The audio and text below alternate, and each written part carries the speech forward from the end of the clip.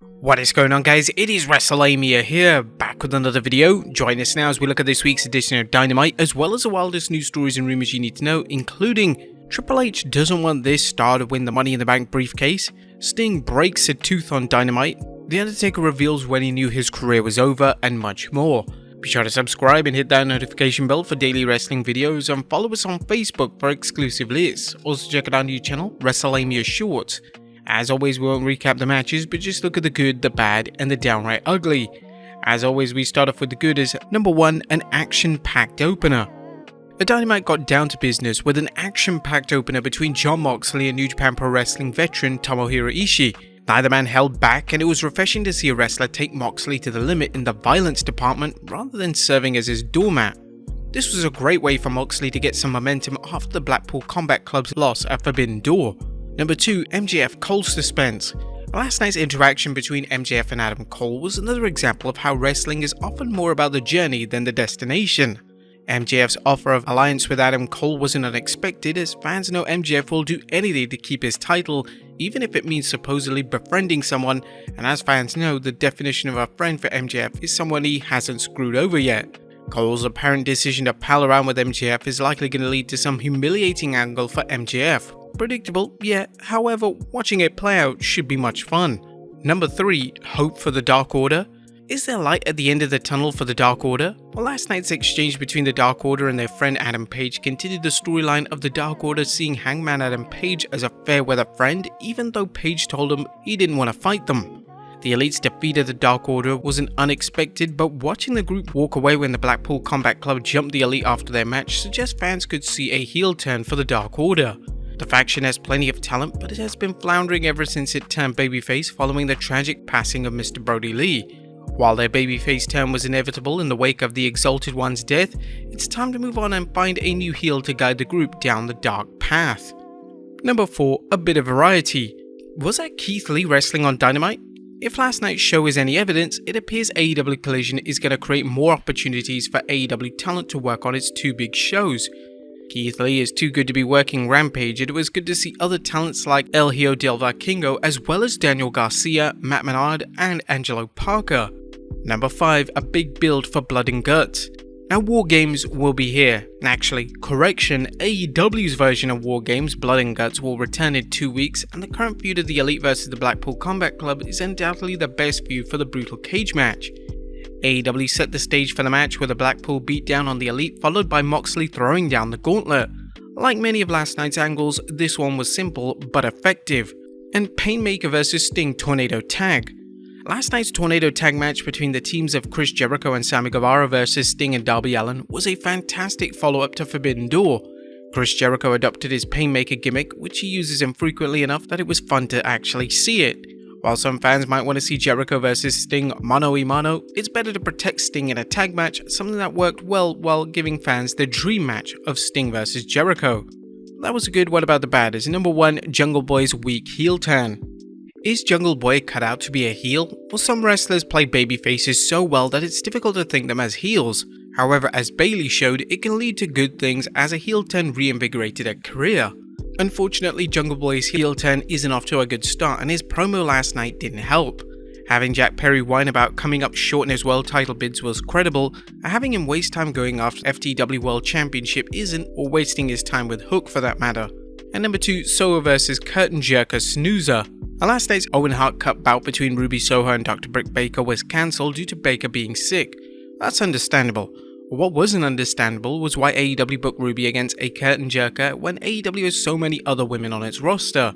AEW's women's roster isn't WWE caliber, but it has enough talent that there's no need for an AEW Dark Light match on Dynamite. That was nothing ugly, as there wasn't much AEW could do to build off Forbidden Door, as many of the matches last Sunday won't have any follow-ups. However, AEW did follow up on the Elite vs BCC and Sting vs Jericho, making for entertaining television. Renee Paquette's meltdown over Jon Moxley and Eddie Kingston was interesting, as it gave off the work shoot vibe. However, it's not something AEW should do all that much, or it will reek of hotshot booking. What do you guys think of Dynamite last night? Let us know in the comments down below. Now let's move on to the news.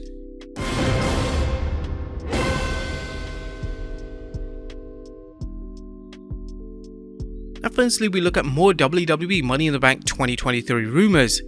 At top of today's news are some riveting rumors about this year's men's Money in the Bank match. While LA Knight is a favourite to win, fans know things can change instantly thanks to Mr. McMahon's role in creative. Indeed, WRKD Wrestling reports, while LA Knight and Damian Priest are the current favourites to win the upcoming Money in the Bank match, there have been internal pitches to give the win to Logan Paul. Some feel that Paul holding the briefcase will bring publicity and put more eyes on the company. Whilst that might not seem too bad, Triple H is fully against it.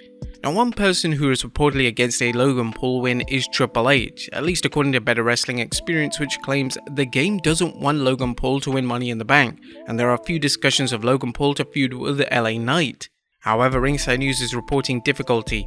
Money in the Bank is this Saturday, but WWE has made the decision about winners weeks ago. That being said, the report going around about how Triple H isn't a fan of any decided finish is 100% untrue.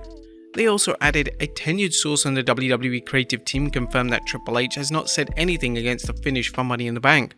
Then we were asked a rhetorical question that wondered why Triple H would drag any finish to begin with. No matter the finish, Triple H has not openly said anything against the Money in the Bank finish. Why would he do that? Now, we don't know what's more interesting, the intrigue over this year's winner or the subtle shade being thrown by one news site against another. Next up, Sami shut down. That was bad news for fans who purchased raffle tickets to win an autographed t-shirt from Pro Wrestling Tees designed to benefit Sami Zayn's Sami for Syria charity, as the raffle has been called off due to the company receiving a cease and desist letter. Ringside News reported the t-shirt in question, titled My Dog and autographed by several notable names including Roman Reigns, Solo Sikoa, Jimmy and Jey Uso from WWE's Bloodline faction, and AEW's Kenny Omega, was intended to be raffled off on Pro Wrestling Tees. However, the item was removed from the site. Now, individuals and businesses that own a trademark have to protect their intellectual property from others using it, or they run risks such as their property's reputation being damaged or worse, treated as abandoned, which could lead to a loss of the trademark. It's unknown why the cease and desist letter was sent. For example, there could be a concern about intellectual property being used without the owner's consent. There could also be concern about the reputation of the company raffling the t-shirt. Regardless, the matter can be easily resolved should the IP owner wish to see Sami's charity auction continue. Next up, Sting breaks a tooth. Is Sting really 64 years old? Although Hall of Fame wrestler certainly didn't look like it on Dynamite when he performed another death-defying stunt during his Terminator tag team match. Unfortunately, it appears he had paid the price for performing the move. Inside the Ropes described the spot saying, the veteran then launched himself from the ladder into the ring onto Sammy Guevara and the two tables that were waiting outside. However, the Hall of Famer had a pretty rough landing, only partially breaking the first table and banging his face off the edge of the furniture in the process.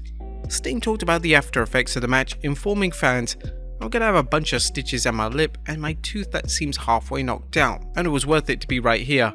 Thank you Tony Khan for allowing me to do this. Now, if you guys didn't watch the Dynamite main event, you definitely need to check it out. Next up, The Undertaker reveals when it was over. The Undertaker's 30-year career has had many magical moments, but there was a moment when the Phenom knew it was time to retire. During an interview with Metro, Taker recalled the match when he knew it was game over. His WrestleMania 36 Boneyard match against AJ Styles, as a Hall of Famer recalled, my back is completely locked up, I've got pain shooting down my legs. That's when I knew I was done. Taker explained what was different about the match and his body's reaction. It was physical, we did some really big stunts, but I shouldn't have felt the way I did. It was just that moment of clarity. Taker kept things quiet to those around him, but he knew his career was over because he didn't want to disappoint his fans. In my heart, I wasn't ready to do it, but in my mind, I knew I had to do it.